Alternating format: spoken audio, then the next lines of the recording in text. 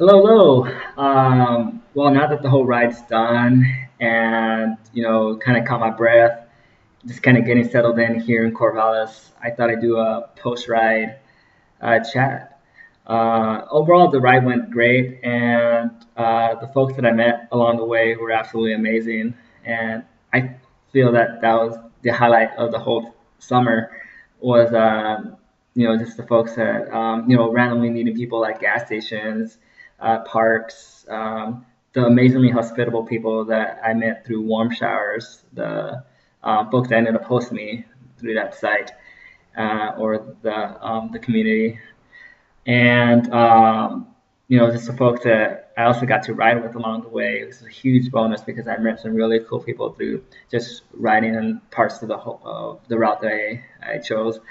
Um, yeah, and just kind of, I guess, kind of going outside of the ride.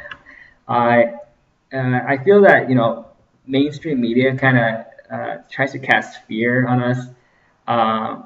Just kind of you turn on TV and most of the time you see something that's it's pretty sad, and you can't help but wonder what direction our society is moving towards.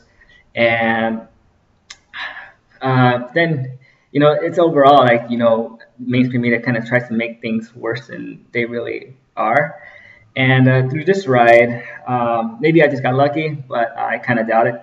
But I have met some sincerely great people, and just kind of going into communities where I do not know anybody. I mean, I'm just kind of randomly going through, and I just happened to have met people that have just rolled out the red carpet for me. I mean, filling up my water bottles, giving me Gatorade, giving me burgers, and give me beer, whatever, and just it was really cool just to kind of just go into communities where you don't know anybody, and then just kind of things just kind of kick off and to some really good chats. And I've been sometimes at a gas station talking for more than an hour, talking with folks that just random folks, and especially to the one of the biggest tips through this whole riding trip and such, if you ever want to do a long distance bike trip,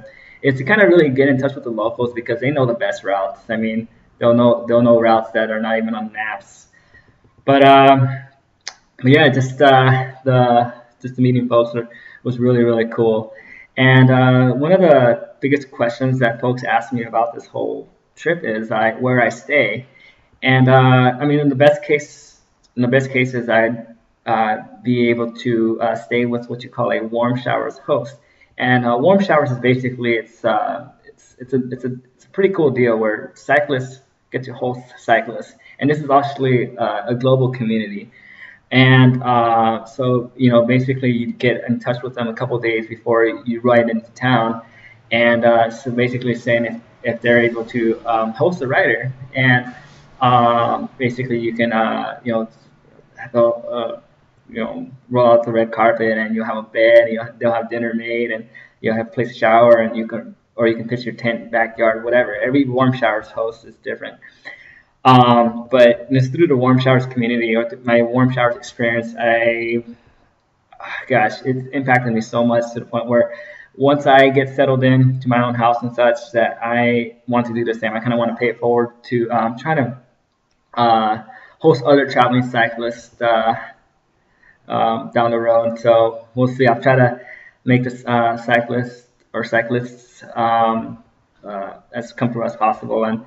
But yeah, the hospitality that I felt through warm showers was absolutely great, and I highly encourage. I made a post a while ago, but if you guys are interested in hosting cyclists in your house or apartment, whatever, go to warmshowers.org.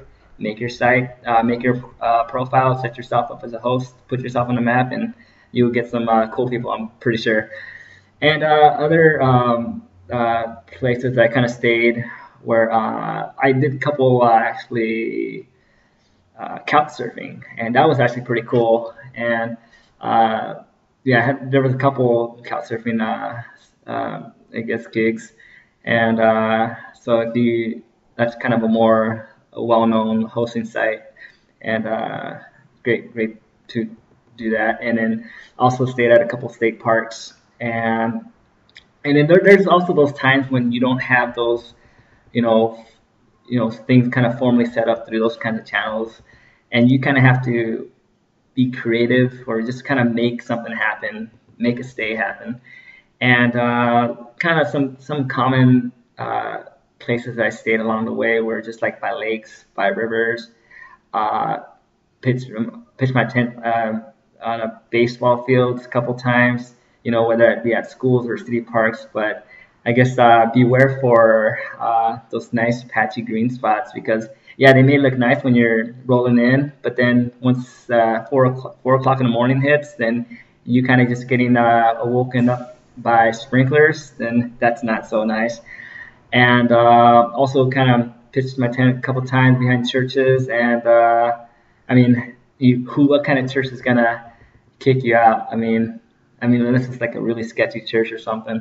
But yeah, I mean, and then I've been through other cyclists that I've kind of encountered. I've heard of some other creative ways, of creative stays and such. I mean, you kind of just have to figure it out. I mean, it'll work out. I mean, most of the time. And yeah, and this another thing that folks kind of ask me is about what I ate, and it's mainly like I really like the avocado and cheese sandwiches, and on wheat, then peanut butter and jellies. I always had nuts like almonds and such, and dried fruit, and I always also carried in my bike bags. I'll carry also a couple days worth of bananas or apples and oranges, and hydration of course is critical, and that's a huge tip is always have backup water bottles, because you never know when the next water fill up spot's going to be. And also being mindful of sodium intake, just the fact that it's, well, specifically with this ride, the fact that it was summer, you'd have to really be mindful of how much sodium you're taking, because you lose a lot of sodium when you're out there for longer periods of time. So just during dinner time, you can make sure to put a little extra salt on your food and such. And also, I mean, also random times throughout, or random times too, or not, well, throughout the ride too, I will also get coffee or something every now and then, or midday I'll go to McDonald's, and or even late morning I'll go there. And I mean, through my just kind of get the extra calories, because you need more calories when you're out on the bike 10 plus hours a day. And and then I found out too, the most calories per dollar on the McDonald's menu is the sausage biscuit. And so gotta, sometimes you're how much calories are in whatever food is, you take that into account. And also by the end of the day too, it's good to recover with something like chocolate milk. Has a really good recovery drink. Good carbs to protein ratio, and yeah, just little things. I mean, and then at the same time too, everyone has different tastes and such. So you'll have to just figure out what works for you along the way. And yeah, that's kind of a little gist of what I ate. And also, I guess one of the things I wanted to mention through this video is hopefully that it can. One of the goals I was hoping for is that it can be, it can kind of get you to maybe do like a little adventure. So it's not necessarily, a bike ride or anything. Just kind of find something that works for you, and something that's gonna, gonna get you out there. It's gonna get you mixed in, with, with the random folks, and just find something that works for you. And yeah, I just think it's great that, I mean, this ride has really impacted me, because I mean, it was like, for the most part, as by myself, and I was just kind of really not. There's a lot of things that I encountered that I was not expecting, and just but like I mentioned it in the beginning, the whole ride was uh,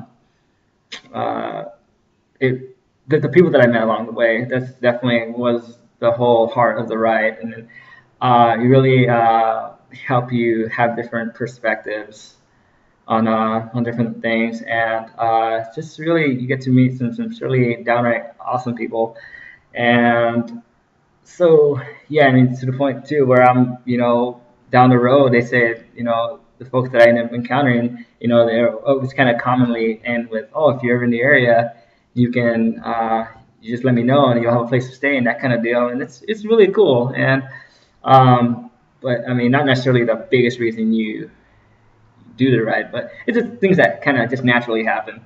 And but yeah, if you guys are maybe thinking about doing a longer distance bike ride and such, I mean, please don't hesitate to get in touch with me. I'll try to point you in the general direction because I learned some things along the way through other riders and just through myself too. I yeah, I just kind of think that I'll try to point you in a general direction, and I still consider myself fairly new to what you call touring and such, and I know that through this ride, if I ever do another ride down the road, that I will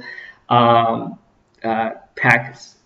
I'll kind of slightly reevaluate what I'll take.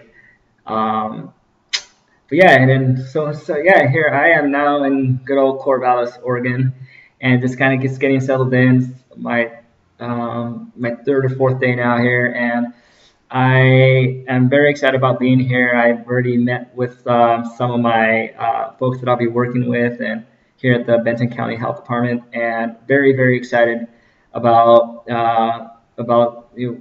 this opportunity, because, and one of the biggest reasons I'm excited about is because working in some regions that are who are of lower income, I want trying to figure out ways to kind of inject a little bit more activeness in communities. And one of the saddest things about, well, I guess something I realized is, well, hopefully, for sure you guys realize too, is that when you want to take on a healthier lifestyle, how much money you have, how much, what kind of the income you're at, um, it kind of plays a role in how active or how well you're going to live in terms of making more nutritionally sound decisions or being more active, because those two things, well, eating healthy generally comes with a higher price tag, and being active, this requires some money as well to a certain extent. Like if you want to have a gym membership, or if you want to do a certain event like a running event or something like that, where usually it kind of requires you to pay some kind of fee prior to taking part in the event. Or yeah, so just kind of just my time here, I'm going to be kind of mixed into organizations that really help make community members take a live more active lives, and just really excited about kind of trying to get in, just trying to see getting mixed into that, and also at the same time too, with my particular role, I am also going to be able to reach out to some Spanish speaking communities. So very excited about that, because I always wanted to be in a capacity where I am, you know, you know, partially, if not fully, using my Spanish, so I can. Uh, I I was pretty open to what I can do with my Spanish, but in this case, trying to help communities live healthier. I'm incredibly ecstatic about the whole idea. So I'll hopefully be able to report back with how that's going. And then also just kind of being here in Corvallis, I've had the chance a couple times already to kind of scope out some trails, some running trails, and I'm very very excited about and just getting out there, because there's a lot of trail systems out here, and so it'll be nice to get out there, and when I'm not working and when I'm not kind of involved with something, just it'd be nice to just venture out there and just kind of explore all the trails and such. And there's also a lot of events like running events, triathlons and such. Biking is huge here. It's a very nice bike friendly community, and just in general, the whole community seems very active. And there's always down the road, you always see like almost all the time someone running or biking and such, and it's really cool. So I'm glad I'm part of a community like this new community is active, just like my previous lacrosse, in which I am definitely gonna miss. And I yeah, so my yeah, if any of you lacrosse folks or just anyone in general are always gonna be in the Corvallis area, let me know. And we're all about 50 miles north of Eugene and about 50 miles east of the ocean. But yeah, I'm gonna miss my whole lacrosse community, especially it's almost been 4 years out there, and but now I'm really looking forward to the folks I'll be meeting here in Corvallis, and yeah, it's just a new chapter, and I'm very excited about it. But all right, well, that's kind of that for now. I know kind of maybe drained it out a little bit, but yeah, there's a lot to talk about. But yeah, just hopefully keep in touch with some folks that are I'm not around no more, and yeah.